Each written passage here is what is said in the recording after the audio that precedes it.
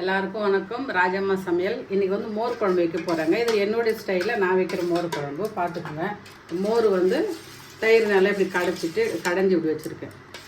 இதில் உப்பு போட்டிருக்கேன். இதில் அதுக்கப்புறம் ஒரு வெங்காயம் கட் பண்ணி வச்சுருக்கேன். கொஞ்சம் கருவேப்பிலை, ஒரு 2 பச்சை மிளகா, 2 காஞ்ச மிளகா. எண்ணெய் ஒரு கரண்டி எண்ணெய் ஊற்றிருக்கேன். எண்ணெய் நல்லா சூடாகட்டும். அடுப்பு பொரிச்ச பிறகு கடலைப்பருப்பு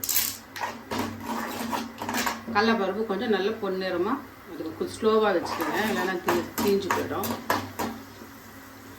கொஞ்சம் சீரகம்,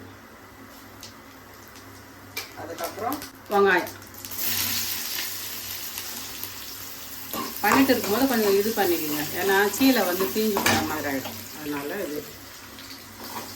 அதுக்கப்புறம் காஞ்ச மிளகா வந்து ரொம்ப எண்ணெய் சூடாக இருக்கும்போது போட்டுட்டோம்னா ரொம்ப கருத்துட்டா மாதிரி ஆகிடும், கருப்பாயிடும். அதனால தான் கொஞ்சம் ஆன பிறகு போடுறது காஞ்ச மிளகா.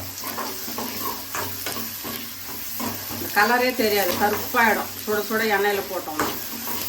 அதனால தான் 2 பச்சை மிளகா, அப்படியே அந்த கருவேப்பிலை.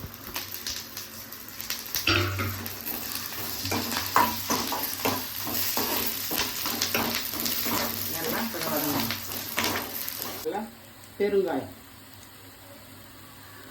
ஏன்னா தயிர் வந்து வாயு, யாராக இருந்தாலும் கொஞ்சம் இது பண்ணும்போது கொஞ்சம் நல்ல பெருங்காயம் போட்டுக்கணும். அப்புறம் 1/2 ஸ்பூனு மஞ்சள்தூள். மஞ்சள்தூள் எல்லாம் எண்ணெயிலே போடணும், அப்போ தான் நம்மளுக்கு அந்த ஸ்மெல்லு வராமல், இதெல்லாம் மஞ்சள்தூள் வாசனை வரும்.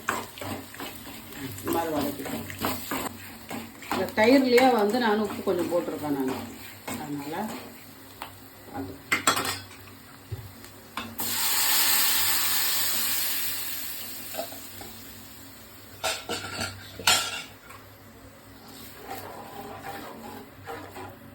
ரொம்ப தண்ணி எல்லாம் வேணாம், கொஞ்சம் திக்காகவே வச்சுக்கணும், அப்படிதான் நல்லாயிருக்கும். அதெல்லாம் கொதிக்கக்கூடாது. ஒரு நிமிஷம், ஒரு நிமிஷத்தில் அவ்வளோ இறக்கணும்.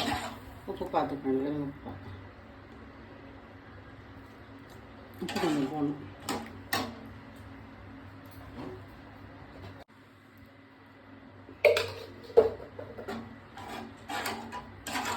உப்பு போட்டாச்சு, பார்த்துக்கோங்க.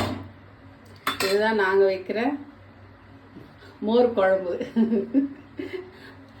பிடிச்சிருந்தா லைக் பண்ணுங்கள், ஷேர் பண்ணுங்கள், சப்ஸ்கிரைப் பண்ணுங்கள். இப்போ இந்த வருஷம் தான் நான் ஆரம்பிச்சிருக்கேன். கண்டிப்பாக நீங்கள் எனக்கு ஆதரவு கொடுங்க.